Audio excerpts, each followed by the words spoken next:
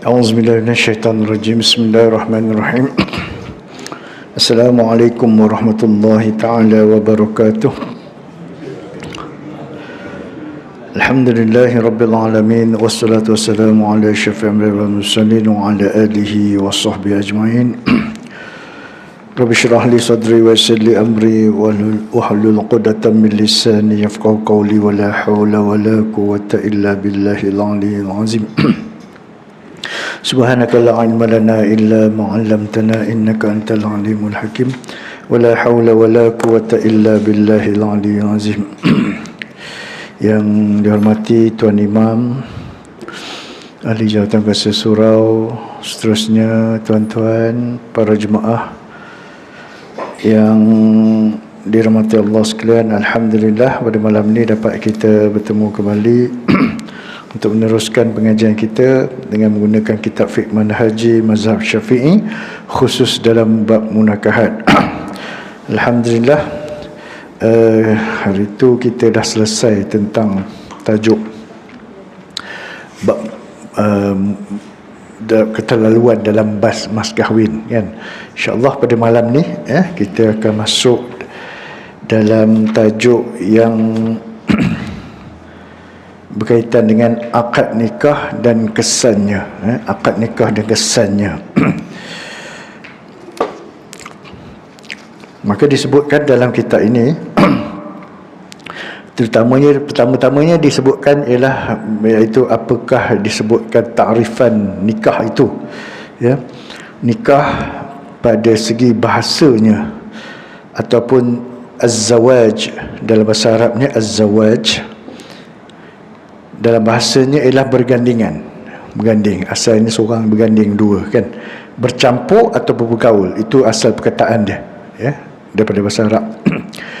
Jadi orang Arab dia berkata, ya, si fulan menikahkan unta-untanya. Maksud dia orang tu dia apa? Dia mengawankan unta-untanya.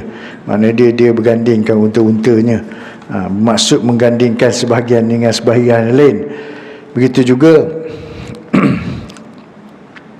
mereka juga berkata dia dinikahi tidur, bermaksud dicampuri tidur, kan. Jadi ialah kalau orang tu asyik tidur je, kerja je, kan.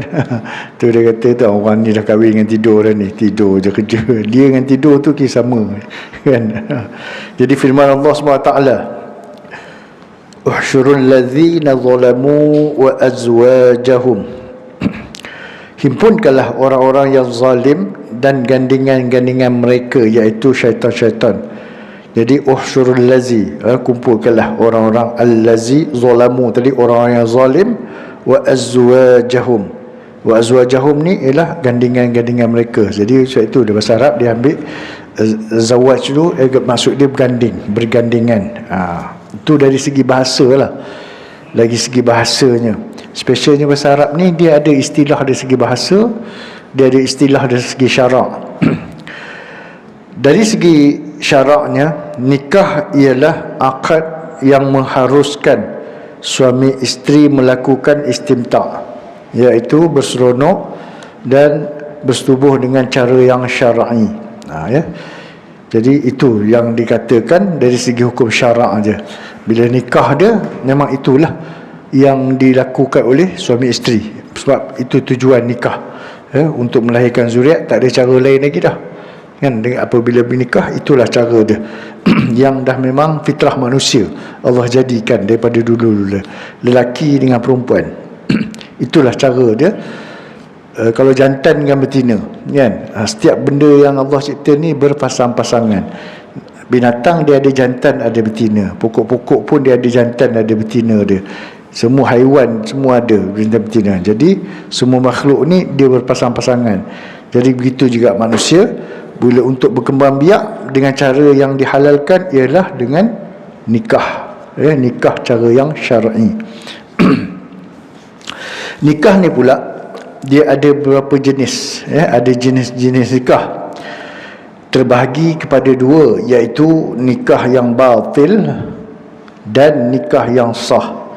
Ada nikah yang batil apabila tak cukup syaratnya ataupun kurang syaratnya, tidak sempurna syaratnya, maka nikah tu boleh dikategorikan sebagai nikah yang batil, tidak sah perkahwinan tersebut.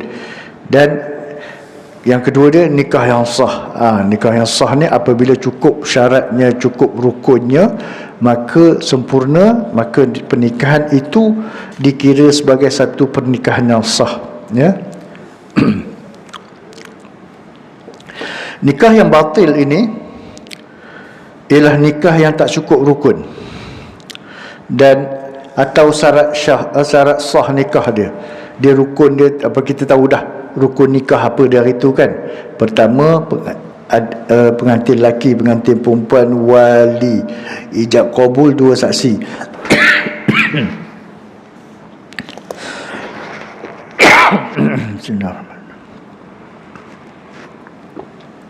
Apabila tak cukup syarat yang 5 ni, maka tidak sahlah perkahwinan tersebut, ya. Itu rukun dia ataupun syarat sah dia.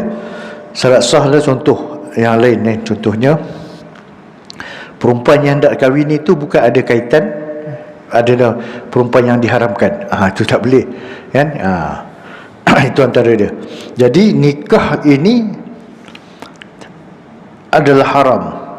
Nikah batil ini adalah haram dan tidak ada apa-apa kesan yang lahir daripada perkahwinan itu. Kalau zuriat itu bukan diiktiraf. Zuriat itu tidak diiktiraf, kan, dari segi hak perwaliannya, dari segi nasab keturunannya tidak diambil kira, ya. Walaupun begitu, dalam sesetengah bentuk nikah yang batil, perempuan wajib dibayar mahar mithil, wajib dapat mahar mithil. Contohnya, ya, perkahwinan tanpa wali dan perempuan itu telah disetubuhi. Bila dah nikah tanpa wali, dia nikah juga, tapi syarat tak cukup, rukun tak cukup, tetapi dia orang menganggap nikah tu sah. Dia orang dah menganggap nikah tu sah, kemudian perempuan itu telah disetubuhi, maka dia wajib juga dibayarkan mahar mithil, ya. Sabda Rasulullah sallallahu alaihi wasallam, ayyuma imra'atin nakahat bighairi idzni waliyha fanikahuha batil salasan fa in dakhala biha falaha mahrul mithli bimastahalla min farjiha. Ayyuma imra'atin nakahat bighairi izni waliyha, mana-mana perempuan yang berkahwin tanpa kebenaran walinya, maka nikahnya adalah batal. Nabi ulang 3 kali tu, nikahnya batal, nikahnya batal. Jika berlaku fa in dakhala biha, jika berlaku persetubuhan dengan isteri tadi tu, maka falaha mahrul misli, baginya adalah mahar mithir, disebabkan dia telah menghalalkan dia disetubuhi, kena juga bayar mahar mithilnya, ya. Itu sekiranya tidak sah. Ada benda ni berlaku lagi macam baru ni, pernikahan dengan orang Pakistan. Perempuan ni saya dah tahu, family dia datang mengadu, anak dia perempuan ni kahwin dengan orang Pakistan, dinikahkan oleh orang Pakistan.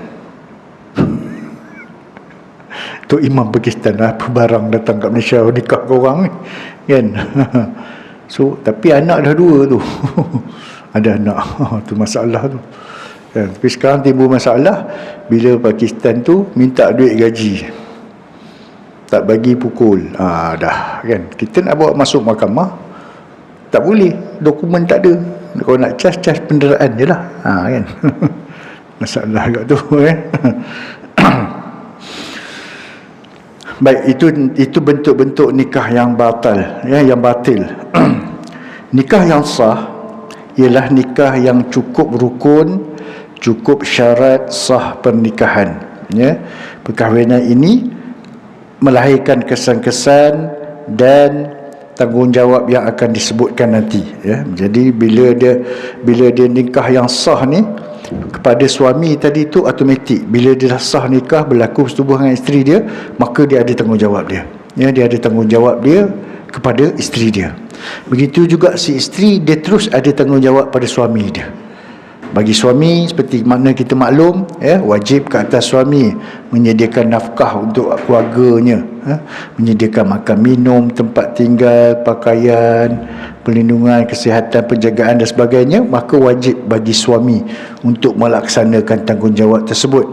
Begitu juga isteri, isteri wajib dia mentaati suami dia, menguruskan rumah tangga dia, dan mengasuh anak-anak tu sekali. Ya, itu antara tanggungjawabnya. Okey. Jadi bila sah nikah tu, dia datang tanggungjawab tu. Ya, automatik datang atas pernikahan yang sah tadi tu. Kalau pernikahan tak sah tu, dia tak adalah tanggungjawab tu, macam mana nak datang. Sedangkan pernikahan itu pun tak sah. Kan, bila sah, dia automatik terus datang tanggungjawab tu, wajib dibuat. Okey. Hukum akad nikah, akad nikah mempunyai hukum hakam yang banyak, dan kita telah sebutkan ketika membincangkan mengenai nikah dan rukunnya.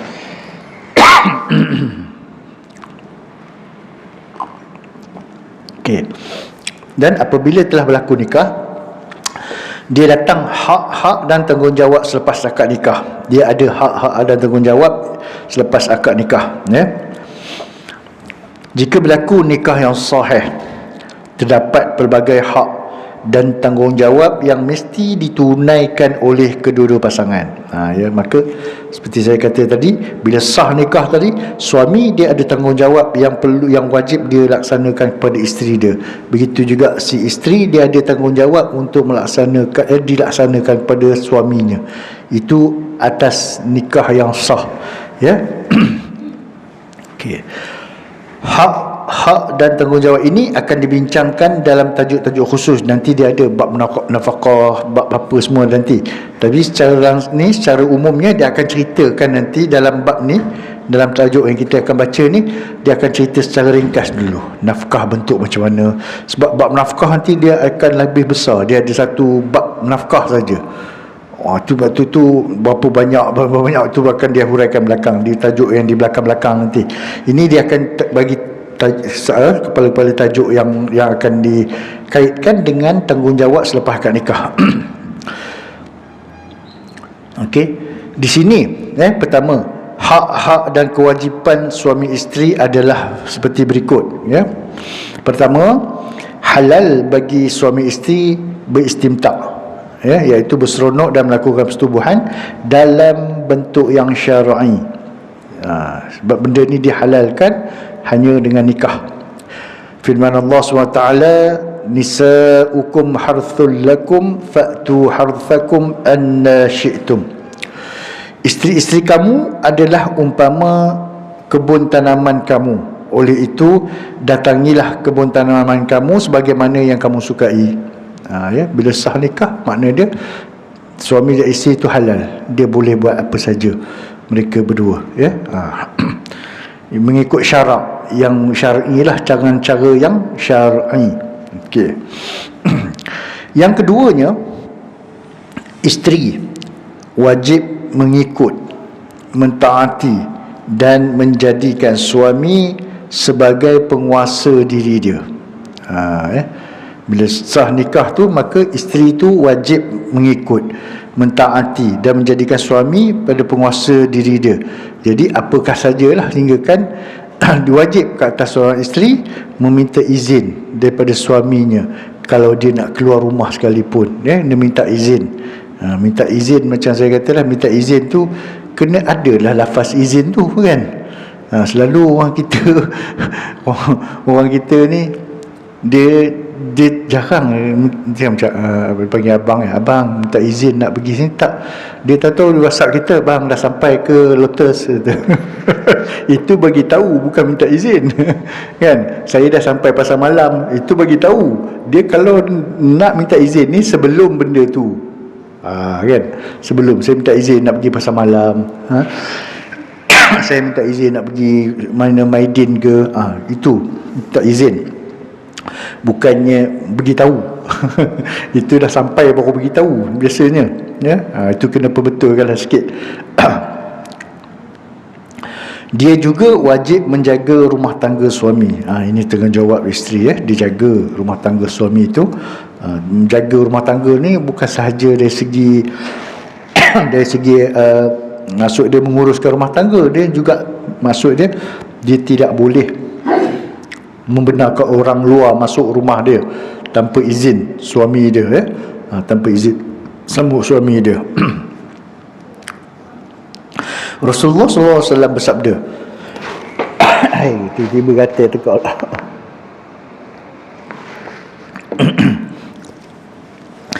idza batatil mar'atu hajiratan firasha zawjiha la'anatha al malaikatu hatta tusbiha. Apabila seorang perempuan hajiratan firasyi zawjiha, bermalam, apabila seorang perempuan bermalam dengan meninggalkan tempat tidur suaminya, hajiratan firasya zawjiha, ditinggalkan tempat tidur suaminya tanpa izin, maksud situ la'anat hal malaikah, malaikat akan melaknat dia hatta tusbiha, sehinggalah waktu subuh.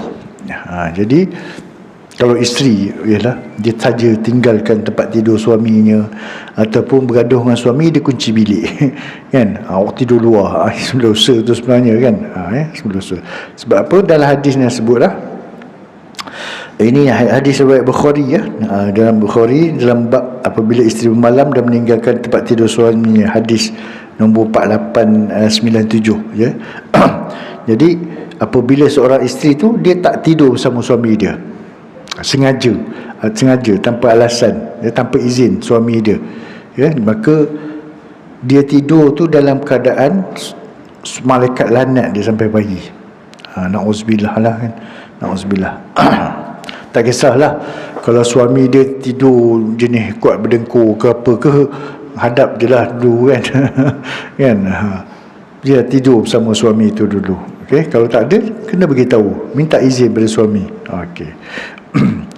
Dalam satu riwayat lain, Nabi SAW bersabda, idza da'a ar-rajulu imra'atahu ila firashih, apabila seorang lelaki mengajak isterinya ke tempat tidurnya, ila firashihi, ke tempat tidurnya, falam ta'tihi, maka si isteri itu tak datang, dan isteri itu tak datang kepadanya, fabata ghadbana 'alaiha, dan si suami bermalam seorang-seorang dalam keadaan dia marah, kan, marah pada isteri itu, la'anathal malaikatu hatta tusbiha, maka si isteri tadi tu dia akan dilaknat oleh para malaikat hatta tusbiha, sehingga masuk waktu pagi. Berat tu kan, berat tu. Kalau bergaduh-gaduh dengan isteri, kalau isteri itu bergaduh-gaduh dengan suami pun elaklah daripada menjauhkan diri pada suami itu.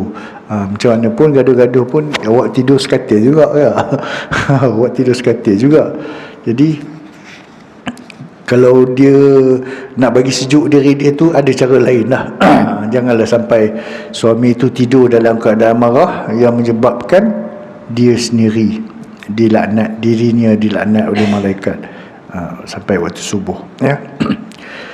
Dan ketika khutbah Haji Al-Wada', Rasulullah SAW bersabda, walakum alaihinna alla yuti'na furushakum ahadan takrahunah, hak kamu yang wajib ditunaikan oleh isteri kamu ialah alla yuti'na furushakum ahadan, ialah mereka tidak membenarkan sesiapa yang kamu benci memijak kakinya di atas hamparan kamu, yakni masuk ke dalam rumah kamu, kan?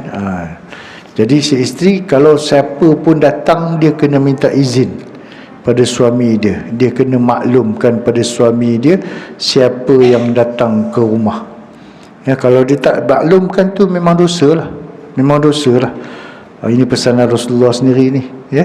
Sebab itu hak yang wajib bagi suami, iaitu isteri jangan benarkan orang lain masuk dalam rumah dia. Hatta kalau ibu bapa dia sendiri pun, bapa mentua nak datang, isteri kena maklum, ya. Kena maklum pada suami. Sekarang ni tak ada masalah, betul tak kan? Memang tak ada masalah. WhatsApp ada, call ada, beritahu, cakap abang, mak ayah nak datang, silalah. Paling tidak bila suami tahu, suami takkan nak biarkan tetamu datang saja, betul tak?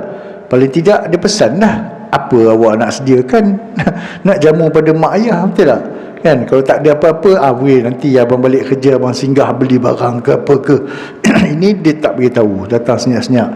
Bila kita sampai rumah baru beritahu, oh tadi mak ayah singgah. Kita pun tanya, awak jamu apa?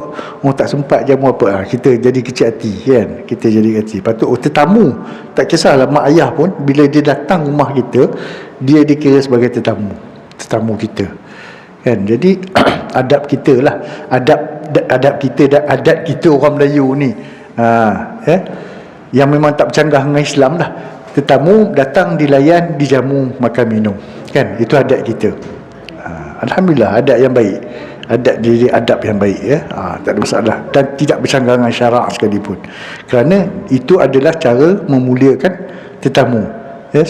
Rasulullah sendiri menganjurkan supaya kita memuliakan tetamu, walaupun mak ayah kita, sebab mereka datang ke rumah kita, mereka itu kira tetamu. Tapi kalau kita balik rumah mak ayah kita, janganlah anggap kita ni tetamu, kan? Suruh mak masak untuk kita, itu bagi saya kurang asam lah tu. Kan? Ya. Tapi kalau mak ayah datang, kita anggap mereka tetamu kita. Kalau kita balik kampung, balik rumah mak ayah kita, janganlah, mak kami ni 3 hari mak. Kalau Nabi ajar tetamu kena layan 3 hari, kan? Jenuhlah mak nak sedia makan minum kita, jangan. Ya, rumah mak ayah kita ni, kita memang tetamu, tapi jangan buat macam tetamu. Buat macam biasa, tolong mak ayah, kan? Jangan rasa tetamu sangat lah, ya, sampai mak kena jamu makan untuk kita apa, tak. Itu mak ayah kita buat seperti biasa. Tapi kalau mak ayah datang, mereka tetamu, duduk diam-diam, biar kita yang sediakan segala-galanya. Okey, itu yang kedua, ya. Yang ketiganya, apabila telah sah nikah, maka dia ada mas kahwin, ya.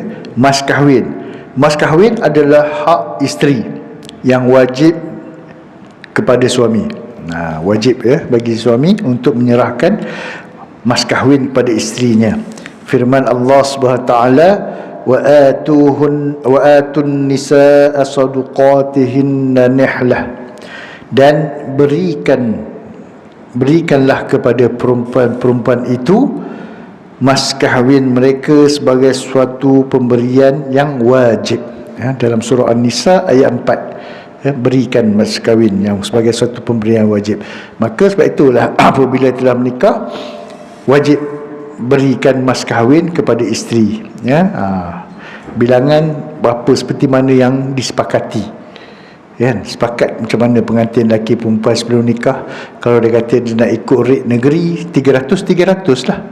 Kalau dia kata nak ikut nak janji 2,000 3,000 ke, ikutlah yang seperti sepakat. Jadi wajib diberikan. Sebab itu selalunya kalau nikah di pejabat, biasanya selepas habis akad nikah tu, kita minta suami bawa mas kahwin pergi kat isteri, cakap kat isteri, ini mas kahwin yang wajib bagi suami untuk isteri, serah, kan? Lepas tu isteri pun saya terima. Okey, selesai, kan? Jadi kita saksi je lah, dia orang dah serah mas kahwin tu, kan? Itu yang mudah, ya. Yang keempatnya ialah nafkah, ya. Ialah nafkah. Semua orang Islam bersepakat mengatakan bahawa nafkah isteri adalah kewajipan suami. Firman Allah SWT, wa 'alal maululidahu rizquhunna wa kiswatuhunna bil ma'ruf. Dan kewajipan bapa pula ialah memberi makan dan pakaian kepada ibu itu menurut cara yang sepatutnya, dalam surah Al-Baqarah ayat 233. Jadi bagi suami, bapa tadilah, ya, yang merangkap bapa lah, dia kena bagi, sediakan makan minum, pakaian, tempat tinggal untuk si ibu, si isteri tadi, mengikut cara yang sepatutnya. Maksud dia, kalau suami yang kaya, disediakan cara yang kaya lah. Kalau suami yang sederhana, disediakan ikut kemampuan dia, ikut kemampuan masing-masing. Kalau suami itu memang hidup mewah, dia boleh sediakan cara yang mewah, ya, dia boleh sediakan rumah. Kalau kita yang sedang-sedang je, alhamdulillah, macam kita sediakan rumah ni, rumah di wilayah Kusuma, nah, ini kemampuan kita, kan? Itu semua. Macam saya dekat Pasar 8 itu rumah tu, ya, itu je lah. Saya tak mampu nak ambil rumah saya midi, saya tak mampu nak ambil rumah banglo. Jadi setakat kemampuan kita, itulah tempat tinggal dia. Jadi kita tunaikan tanggungjawab kita kepada keluarga tadi tu, ya. Dari segi memberi makan dan pakaian tu kita sediakanlah, ya, keperluan makan minum di rumah tu, ya, segala keperluannya, bereh lah, apalah tu semua, kan. Kelengkapan lah, ya. Dah ada lauk pauknya kita sediakan. Ya, pada adatnya memang mana-mana pun orang perempuan dia akan memasak. Bahan-bahan mentah disediakan oleh suami, bukan dia cari bahan mentah dia kena masak, ya. Suami sediakan semuanya, isteri tunaikanlah untuk bagi makan, jaga makan minum suami dia. Walaupun ada kontroversi lah itu, kan. Ada ada ceramah seorang ustazah tu, dia kata isteri tak wajib buat kerja rumah tu semua, kan. Kalau tak, saya tanya dia balik, kan, kau kat rumah buat apa? Itu je. Kan. Kalau itu, kalau tak, kau buat apa kat rumah? Kan. Jadi sebagai timbal balas, itulah sebagai timbal balasnya, ya. Jadi benda tu khilaf ulama. Ada ulama kata itu tanggungjawab sebahagian isteri, ada tanggungjawab kata sebagai timbal balas, ada yang kata suami kena sediakan. Jadi kalau macam kita nak ambil bibik, mampu ke? Nak bayar levy dia pun saja berapa 10,000 dah rasanya. Cecah 10,000. 10,000 tu kita boleh buat benda lain, betul tak? Agak-agak lah nak sembang, kan. Dia cerita pula dengan makcik-makcik. Makcik-makcik tu balik nuntut kat lelaki macam tak gaduh lelaki bini. Ada kaya. Kan. Agak-agak kalau nak cerita, bukan isu macam ni. Kalau bab-bab khilafiyah ni dalam mazhab ni, saya rasa lebih baik kalau diceritakan dalam sesi akademik untuk pengetahuan. Dan kalau untuk penyampaian, ya, kita terus apa yang disepakati oleh ulama, supaya tak timbul masalah pada orang awam, kan. Itu kewajipan bapa tadi, ya. Dan di dalam surah At-Talaq, askinuhunna min haitsu sakantum min wujdikum wa la tudarruhunna litudayyiqu alaihin. Tempatkanlah isteri-isteri yang menjalani iddah itu di tempat kediaman kamu sesuai dengan kemampuan kamu. Janganlah kamu menyakiti mereka di tempat tinggal itu dengan tujuan kamu hendak menyusahkan kedudukan mereka supaya mereka keluar meninggalkan tempat itu. Jadi ini yang sering berlaku lah. Bila dah berlaku perceraian, suami halau isteri, itu silap lah. Sedangkan sekali lagi isteri dalam iddah, dia berhak dapat tempat tinggal, dia boleh duduk rumah tu, ya. Kalau suami nak keluar, keluarlah. Kau nak duduk pun duduk. Sebab dalam iddah masih lagi suami isteri. Cuma kalau nak rujuk, kalau nak bersama kena rujuk, ya, kena rujuk semula. Okey. Selalunya bila perceraian ni dia orang balik, kan. Tak, kalau nak bersama rujuk. Kalau mazhab Syafi'i, dia rujuk kena lafaz, baru boleh. Kalau mazhab Hanafi, tak silap saya, dia bersama tu kira rujuk dah. Bersama tu kira rujuk dah. Hanafi ni rujuk kena lafaz, dia itu hak suami, ya, untuk rujuk. Kalau kita lafaz tak bersama, Kira rujuk. Dia kira rujuk dengan lafaz. Ya. Sebab ada mazhab, kalau tak silap saya, mazhab Hanafi, dia rujuk dia ambil kira lafaz pun boleh, bersama terus pun boleh. Tapi mazhab Syafi'i, kalau rujuk, dia tak ambil kira rujuk terus bersama, tak, dia kena lafaz. Rujuk hendaklah dengan cara berlafaz. kalau bersama kita akan kecil rujuk. Ya.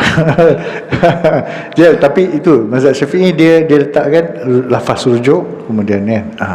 Antara lafaz rujuk yang saya ingat,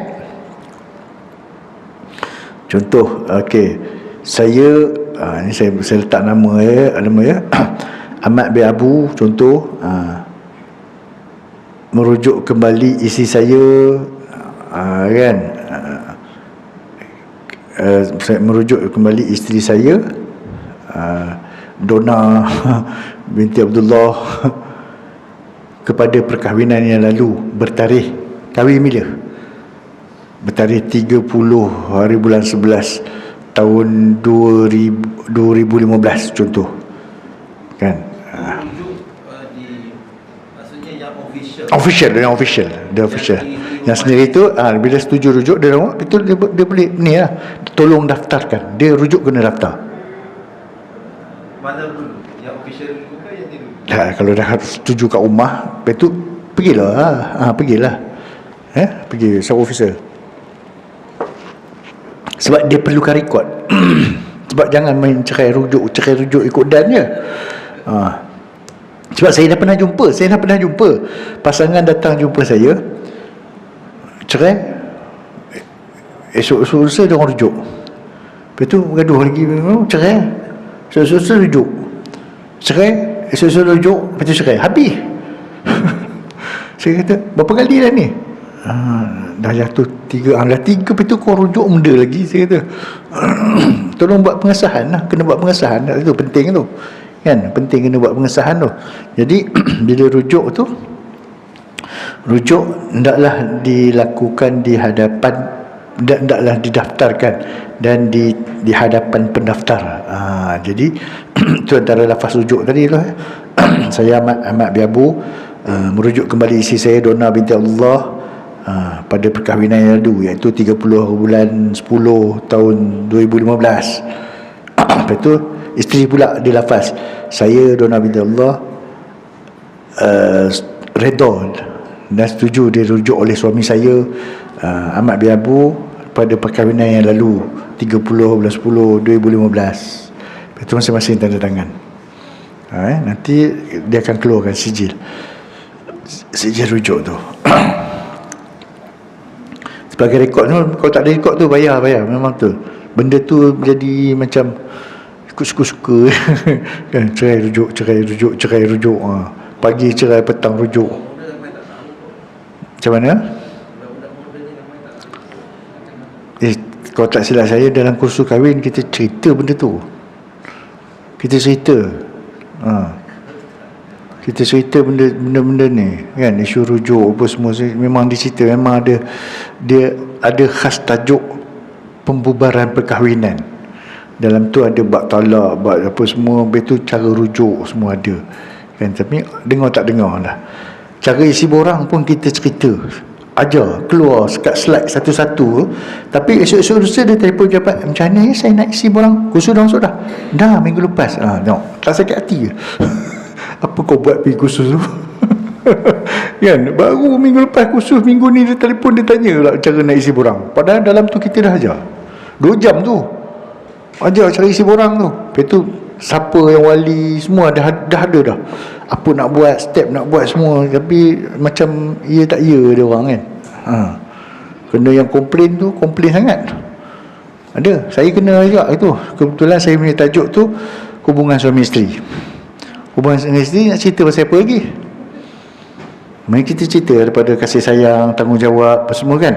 Tanggungjawab zahir, tanggungjawab batin. Lepas tu berkata zahir ni, bila kita cerita macam ni, bab nafkah kan, wajib suami kena sediakan. Jadi isteri pula dia kena melayani suami, wajib taat pada suami dia apa semua kan.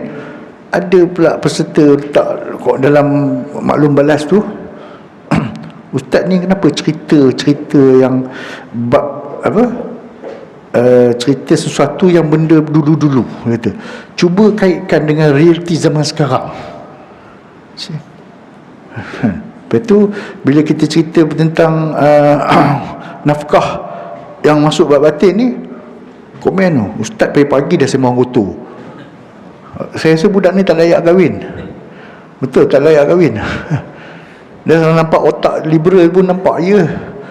Sebab masalah dia, hukum yang suami ni wajib menyediakan nafkah untuk isteri ni boleh berubah ke sampai kiamat? Boleh berubah? Takkan berubah. Dia nak selalu cerita realiti zaman sekarang ni yang sesuai dengan zaman sekarang. Kenapa macam contoh, kenapa isteri mesti nak apa, nak minta izin lah apa semua, itu syarak. Tak nampak ada juga peserta yang otak liberal macam ni. Jahanam siapa dapat bini macam tu. Kan? Lepas tu bila kita cerita tentang adab-adab hubungan kan, antara suami isteri apa semua, dia kata kita sembang kotor. Ustaz sembang kotor pagi-pagi kata.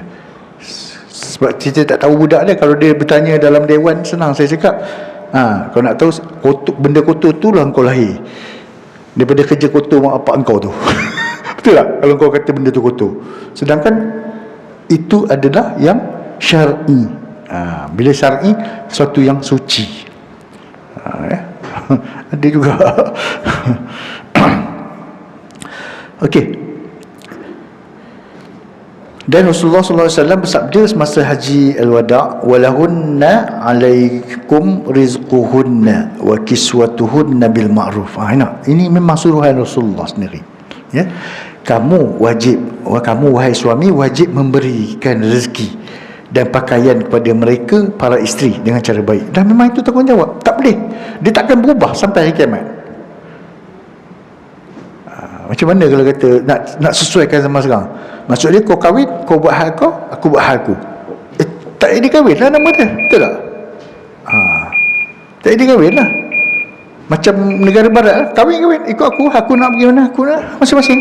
Tu saya kata budak ni otak liberal ni. Wah, ada juga nak azan ni.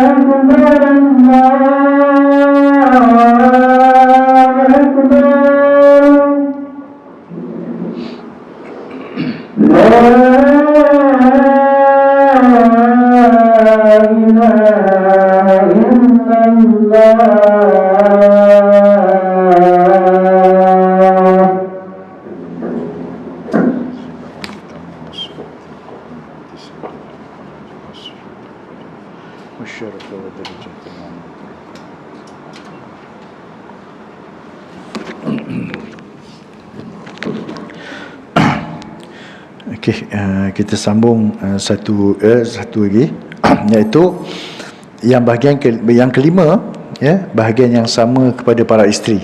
Ini bahagian sama para isteri tadi.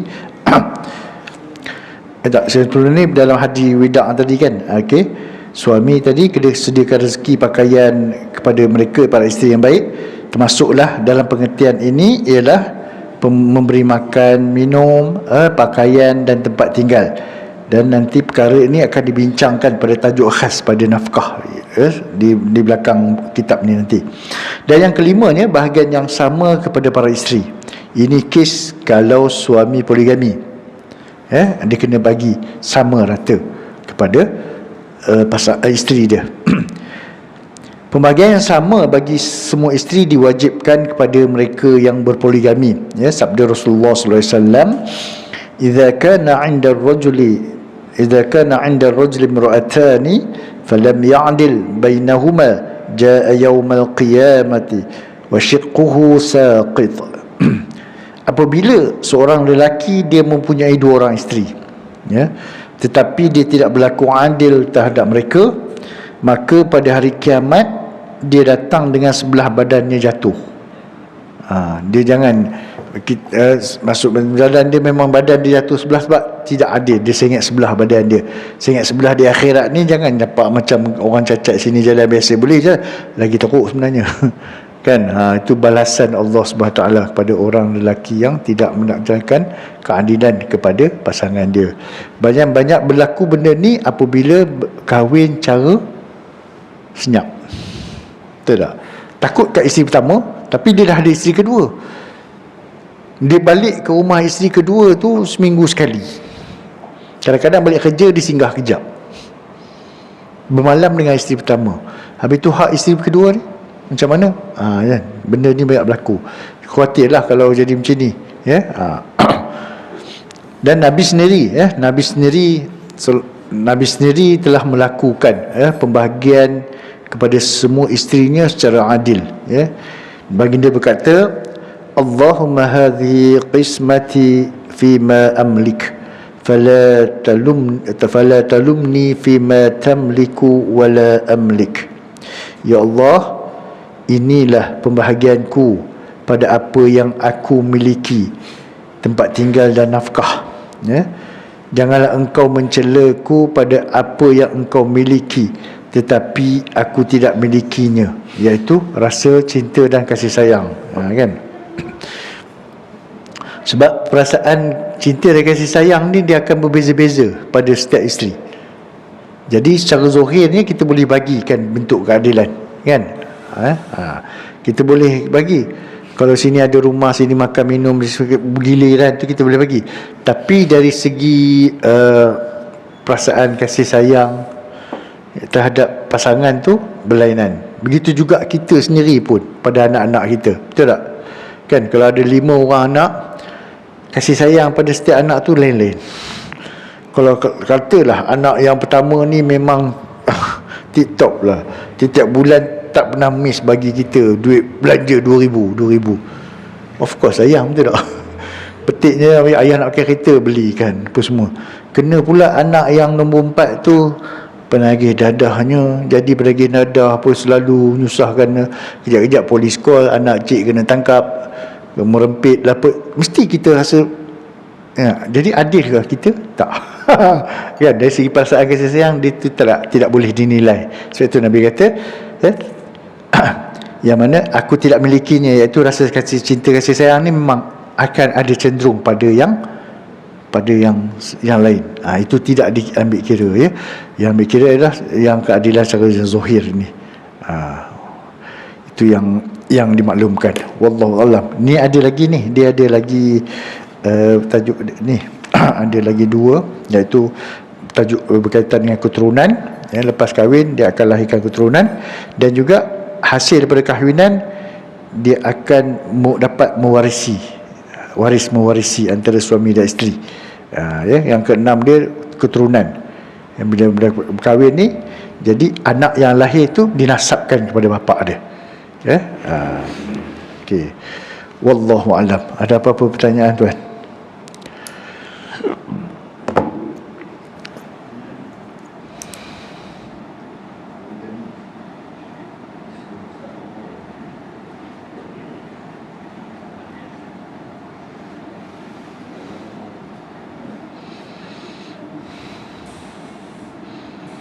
Ini 17 kan?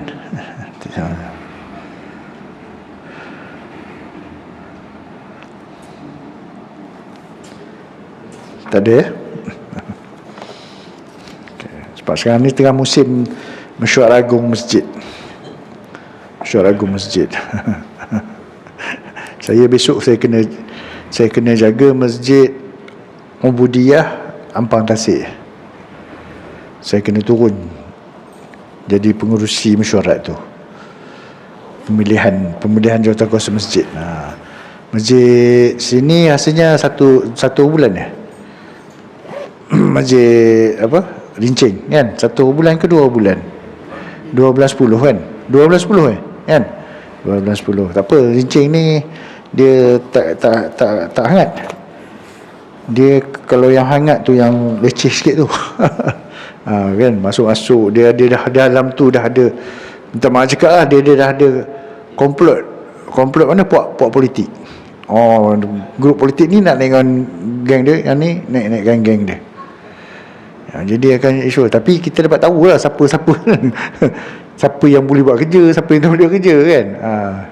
Macam minggu lepas saya pergi yang dekat Sungai Serai Hulu Langat tu, relax, semua okey, solat suara. Nazir pun cari orang lain lah.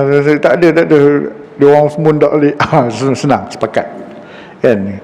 Dalam masa sejam lebih dah habis. Kalau tak tidak, jangan sampai 2-3 jam tak habis lagi. Ada yang bantah, ada apa kan. Mudah-mudahan surau tahun depan. Boleh plan dari sekarang lah, nak kekalkan pengurusi yang ada ke kan. JK yang ada ke, surau tahun depan, ya. Tahun ni masjid. Wallahu a'lam. A'udzubillahi minasyaitonirrajim. Bismillahirrahmanirrahim. Alhamdulillahirabbil alamin wassalatu wassalamu ala asyrafil mursalin wa ala alihi washabbihi ajma'in. Allahumma faqihna fid din wa 'allimna ta'wilah. Allahumma shrah bil Qur'anil 'azim sudurana wa 'anzim bihi ujurana wa hassin bihi akhlaqana wa nawwir bihi qulubana wa quburana ya Allah ya Karim bi rahmatika ya arhamar rahimin. Wa sallallahu ala sayyidina Muhammad wa ala alihi washabbihi wasallam. Walhamdulillahi rabbil alamin.